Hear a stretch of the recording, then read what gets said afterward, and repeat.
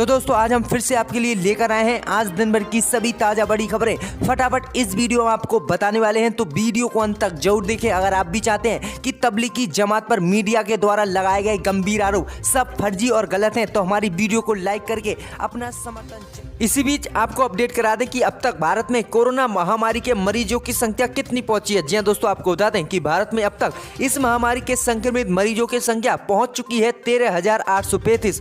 वहीं 1,767 लोग इस महामारी से अब तक ठीक भी हो चुके हैं। वहीं 452 लोगों ने इस महामारी से अपनी जान भी दे दी है। इसी बीच बढ़ते हैं दोस्तों अगली बड़ी खबर की ओर। तो प्रधानमंत्री मोदी ने आरबीआई की तारीफ, कहा रिजर्व बैंक के ऐलान से छोटे कारोबार, गरीबों और किसानों को मिलेगी मदद। जी हां दोस्तों, आपको बता दें कि आज देश की सबसे बड़ी bank reserve bank of India ने देश में महामारी के संकट से निपटने के लिए कुछ आर्थिक पैकेज के ऐलान किया है। इसके तहत देश की सबसे बड़ी बैंक आरबीआई ने 1 लाख करोड़ रुपए की सहायता अलग अलग जरिए से देने का ऐलान किया है। वहीं आपको बता दें कि रिवर्स रेपो रेट में भी फिर से कटौती की है, जिससे कि बैंकों के पास कर्ज देने के लिए ज्यादा पैसे रहें। वहीं अब प्रधानमंत्री मोदी ने इसको लेकर आरबीआई की तारीफ की है। प्रधानमंत्री मोदी ने आरबीआई के आज के किए गए ऐलानों पर ट्वीट करते हुए लिखा कि आज के आरबीआई के ऐलान देश में काफी अच्छी तरह से देश की अर्थव्यवस्था को बढ़ाएंगे और क्रेडिट सप्लाई में सुधार करेंगे। ये कदम हमारे छोटे कारोबार,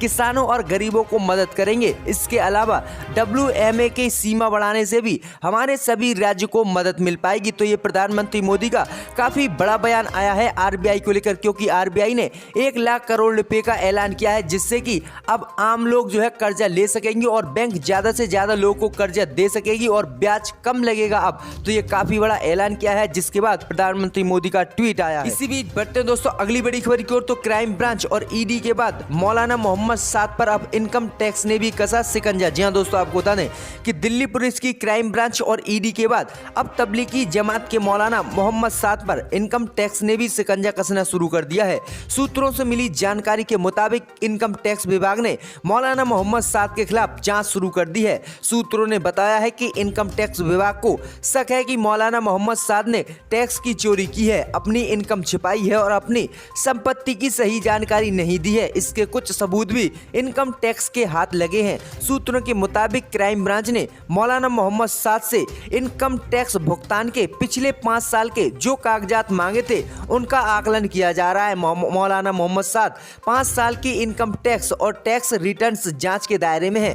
इसके साथ ही जांच एजेंसी ये भी पता करने की कोशिश कर रही है कि मरकज से जुड़े मेंबर्स का देश भर में घूम घूम कर धर्म में प्रचार करने का खर्चा कौन उठा रहा था। जांच एजेंसी ये भी पता लगाने में जुटी है कि किन किन लोगों ने मरकज के दौरान हजारों लोगों को अपने आने जाने और ठहरने का खर्च उठाया और मरकज में जो भी विदेशी मौलाना आए थे उनके आने जाने का खर्च उन्होंने खुद उठाया या फिर वो मौलाना मोहम्मद साद ने दिया। तो ये काफी बड़ा ईडी के बाद अब इनकम टैक्स कार्रवाई कर रहा है मौलाना मोहम्मद साद पर। इसी बीच बढ़ते हैं दोस्तों अगली बड़ी खबर की ओर। तो राहुल गांधी बोले कांग्रेस शासित राज्य महामारी का कर रहे हैं डटकर मुकाबला। जी हां दोस्तों, आपको बता दें कि कांग्रेस नेता राहुल गांधी ने शुक्रवार को कहा कि कांग्रेस शासित राज्य महामारी का डटकर मुकाबला कर रहे हैं। राहुल गांधी ने छत्तीसगढ़ में एक अस्पताल से जुड़ी खबर शेयर करते हुए ट्वीट किया। राहुल गांधी ने लिखा कि कांग्रेस शासित राज्य राजस्थान, पंजाब, छत्तीसगढ़ और पुडुचेरी महामारी का डटकर सामना कर रहे हैं। नए विशेष अस्पताल तैयार किए जा रहे हैं, जैसे छत्तीसगढ़ में ये 200 बेड का विशेष महामारी अस्पताल जो मात्र 20 दिन में इलाज के लिए तैयार किया गया है। तो राहुल गांधी का साफ कहना है कि जहां पर भी कांग्रेस की सरकार है, जिस प्रदेश में भी, वहां पर महामारी का डटकर मुकाबला किया जा रहा है, वहां पर नए अस्पताल बनाए जा रहे हैं और लोगों का इलाज किया जा रहा है। तो ये काफी बड़ा बयान आया है राहुल गांधी का। इसी बीच बढ़ते हैं दोस्तों अगली बड़ी खबर की ओर। तो उद्धव ठाकरे सरकार का आदेश, मकान मालिक अपने किराएदारों से ना ले 3 महीने का किराया। जी हां दोस्तों, आपको बता दें कि महामारी संकट से निपटने के लिए केंद्र की मोदी सरकार के साथ साथ अब राज्य सरकार भी पुरजोर कोशिश में जुटी हुई है कि जल्द से जल्द इस महामारी से देश को निकाला जा सके। इसी बीच महाराष्ट्र सरकार ने लॉकडाउन के कारण फंसे लोगों को लेकर बड़ा ऐलान किया है। महाराष्ट्र सरकार ने आदेश जारी कर कहा है कि कोई भी मकान मालिक अपने किराएदारों से 3 महीने का किराया ना वसूले। अपने आदेशों में उद्धव सरकार ने कहा कि अगर कोई किराएदार 3 महीने तक किराया नहीं देता है तो भी उसे मकान मालिक अपने घर से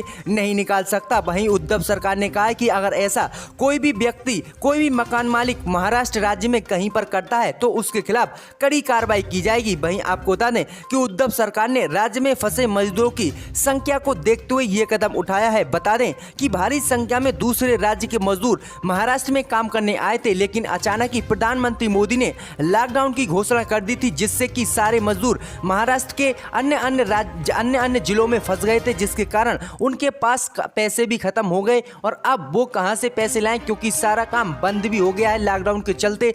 तभी ये महाराष्ट्र सरकार ने बड़ा फैसला लिया है कि कोई भी मकान मालिक उनसे 1 रुपया भी नहीं ले 3 महीने तक, जब तक ये लॉकडाउन रहेगा। इसी बीच बढ़ते दोस्तों अगली बड़ी खबर की ओर, तो अमित शाह ने आरबीआई के फैसले की तारीफ, कहा पीएम मोदी के विजन को दे रहे हैं मजबूती। जी हां दोस्तों, आपको बता दें कि महामारी के खिलाफ जंग के बीच रिजर्व बैंक ऑफ इंडिया ने आज रिवर्स रेपो रेट घटाकर बैंकों की जमा राशि पर ब्याज कम कर दिया है। वहीं ग्रामीण बैंकों के लिए खजाना खोलकर अर्थव्यवस्था को पटरी पर लाने के लिए मदद का ऐलान किया है। आरबीआई के इस फैसले का गृह मंत्री अमित शाह ने स्वागत किया है। गृह मंत्री अमित शाह ने शुक्रवार को कहा कि मोदी सरकार ने देश में महामारी के फैलने के कारण उत्पन्न संकट से निपटने में कोई कसर नहीं छोड़ी है। शाह ने आगे कहा कि आरबीआई के कदमों से किसानों, माध्यम एवं लघु उद्योगों एवं मेक इन इंडिया को मजबूती मिलेगी। अर्थव्यवस्था को गति प्रदान करने संबंधित रिजर्व बैंक ऑफ इंडिया के कदमों पर टिप्पणी करते हुए शाह ने कहा कि ऐसे कदमों से प्रधानमंत्री मोदी की सोच की पुष्टि होती है। वहीं गृह मंत्री अमित शाह ने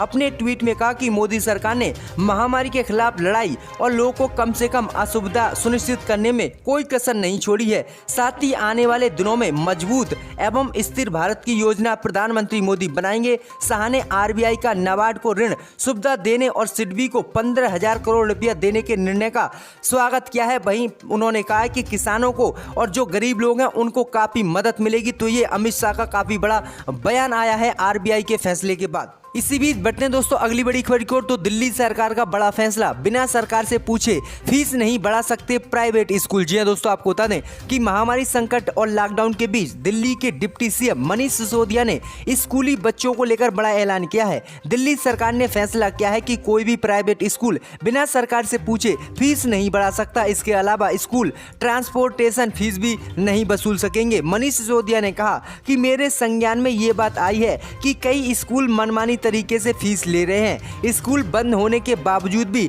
ट्रांसपोर्टेशन फीस वसूल रहे हैं। प्राइवेट स्कूलों को इतना नीचे गिरने की जरूरत नहीं है। उन्होंने कहा कि दिल्ली सरकार ने फैसला किया है कि कोई भी प्राइवेट स्कूल बिना सरकार से पूछे फीस नहीं बढ़ा सकता। इस समय बच्चों की फीस न देने की वजह से उनका ऑनलाइन कक्षाओं से नाम काटना उचित नहीं है। तो मनीष सिसोदिया ने साफ प्राइवेट स्कूलों को दिल्ली की हिदायत दी है कि बिना सरकार से पूछे आप 1 रुपया की भी फीस नहीं बढ़ा सकते।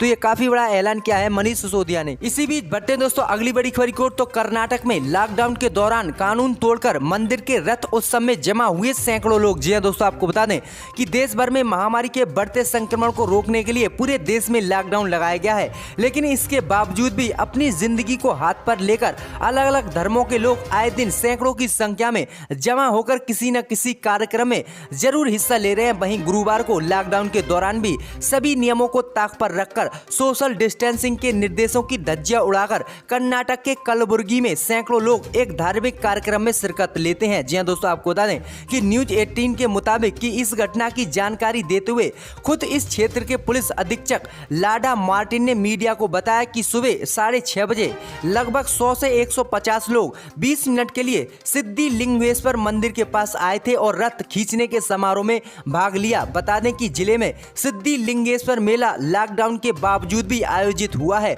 वहीं चित्रपुर तालुक में आयोजित मेले में सैकड़ों लोग शामिल हुए हैं। यहां एक रथ को खींचते हुए लोगों को देखा गया है। इस बीच यहां के लोकल बीजेपी नेता ने मेले के आयोजन का पूरा समर्थन किया है। इससे पहले भी कलबुर्गी में लॉकडाउन के नियमों की अनदेखी की गई थी। मार्च में भी यहां पर सब्जी मंडी में सैकड़ों की भीड़ जमा हुई और किसी नियम का पालन नहीं किया गया। देखिएगा आप किस तरह से बीजेपी नेता भी लॉकडाउन को तोड़कर और मंदिर में पूजा कर रहे हैं और किस तरह से भीड़ों को इकट्ठा कर रहे हैं। लेकिन अब मीडिया इस मुद्दे पर बिल्कुल चुप है और मीडिया बिल्कुल नहीं दिखा रही है। लेकिन जब तबलीगी जमात का मामला सामने आया था तब एक एक सांस को जो है तबलीगी जमात की दिखा रही थी मीडिया। तो ये गोदी मीडिया किस तरह से जो है बच रही है इस मामले से। दोस्तों अगली बड़ी खबर की ओर, तो कोटा में लॉकडाउन के दौरान फंसे 8000 छात्रों को लाने के लिए योगी सरकार ने आगरा से भेजी 200 बसें। जी हां दोस्तों, आपको बता दें कि कोटा में प्रतियोगी परीक्षाओं के लिए तैयारी कर रहे यूपी के 8000 और आगरा मंडल के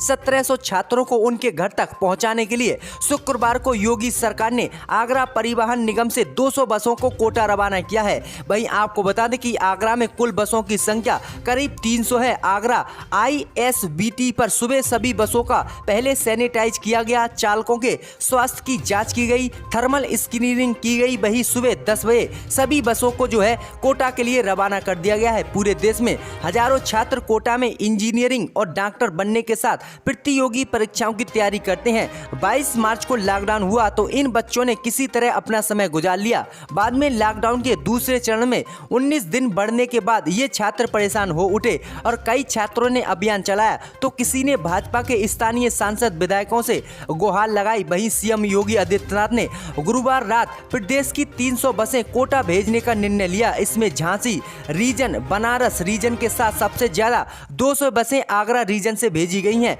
आगरा परिवहन निगम के RM के त्रिवेदी ने का कहना है कि मुख्यालय से निर्देश मिलते ही 200 चालक परिचालकों को बुलाया गया। सभी बसों को दोबारा सुबह तक सैनिटाइज करा गया और फिर उनके लिए कोटा को रवाना कर दिया गया है। तो 300 बसें योगी आदित्यनाथ ने कोटा के लिए रवाना की हैं सभी छात्रों को लाने के लिए। को गवर्नमेंट के रेजोल्यूशन पर सस्पेंड किया गया है, इनकी मुअत्तली को वापस लिया जाए, इनको दोबारा इस ऐवान में आकर अपनी बात को रखने का और हुकूमत के खिलाफ एहतजाज करने का मौका मिले।